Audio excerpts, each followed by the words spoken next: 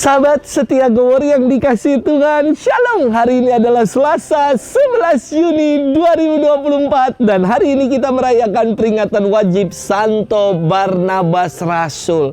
Ada nama-nama yang mirip loh dalam kitab suci. Sekurang-kurangnya ada 3 nama ini.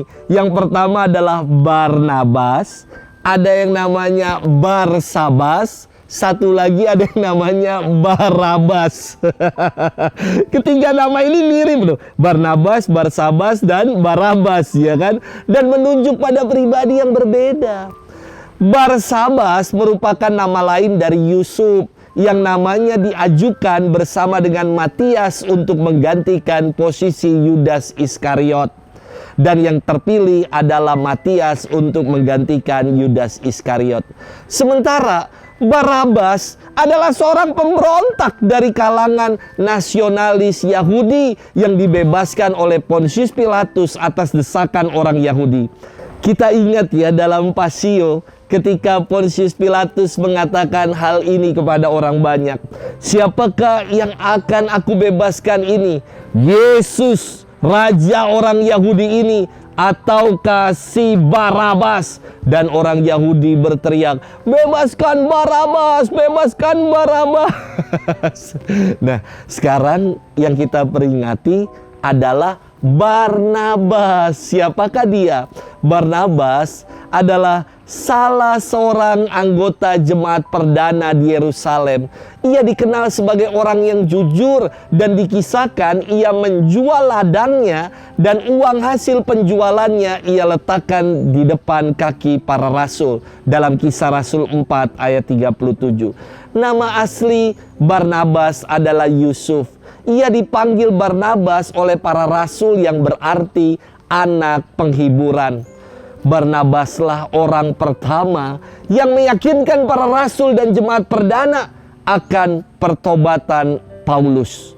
Barnabas mewartakan Injil di Antioquia dan Siprus serta menjadi teman seperjalanan bagi Rasul Paulus.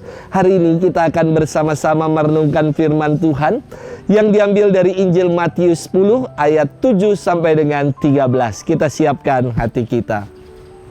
Haleluya, haleluya, haleluya. Pergilah ajarlah segala bangsa sabda Tuhan. Aku menyertai kamu senantiasa sampai akhir zaman. Haleluya, haleluya, haleluya. Tuhan bersamamu dan bersama rohmu. Inilah Injil suci menurut Matius, dimuliakanlah Tuhan. Sekali peristiwa, Yesus berkata kepada murid-muridnya, pergilah dan beritakanlah kerajaan surga sudah dekat. Sembuhkanlah orang-orang sakit, bangkitkanlah orang mati, tahirkanlah orang kusta, usirlah setan-setan. Kamu telah menerima dengan cuma-cuma, karena itu berilah dengan cuma-cuma pula. Janganlah kamu membawa emas atau perak atau tembaga dalam ikat pinggangmu. Janganlah kamu membawa bekal dalam perjalanan. Janganlah kamu membawa baju 2 helai, kasut atau tongkat, sebab seorang pekerja patut mendapat upahnya.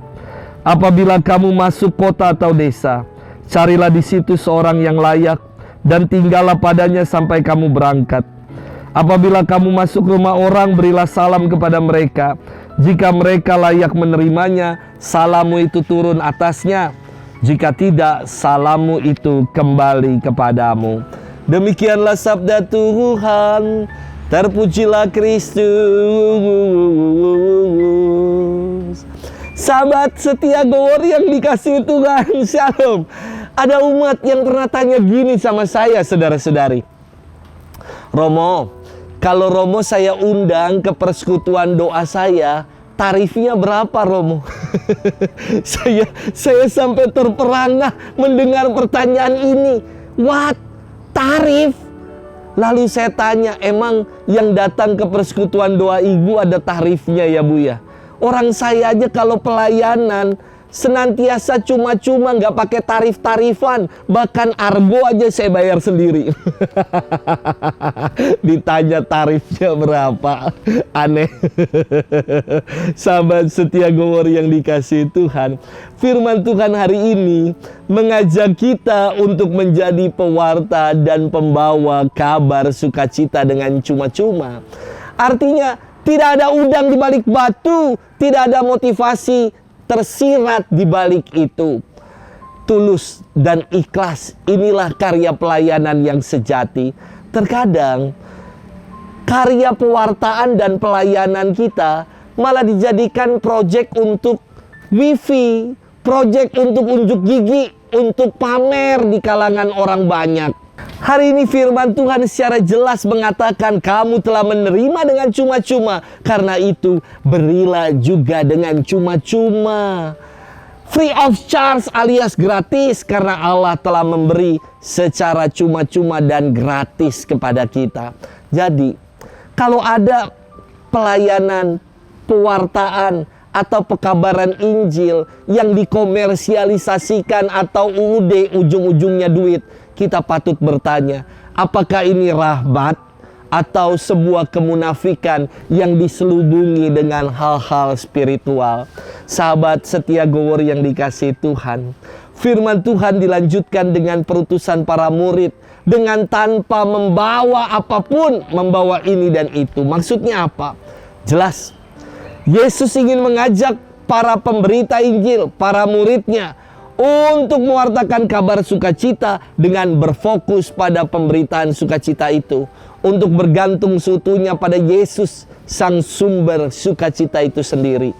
Ada istilah yang mengatakan, sincerity is simplicity, yang artinya ketulusan adalah kesederhanaan, kebersahajaan, dan tidak berlebihan. Kita diutus untuk menjadi pewarta-pewarta, pembawa kabar sukacita dengan tulus dan bersahaja. Selamat bermenung dan Tuhan memberkati kita selalu.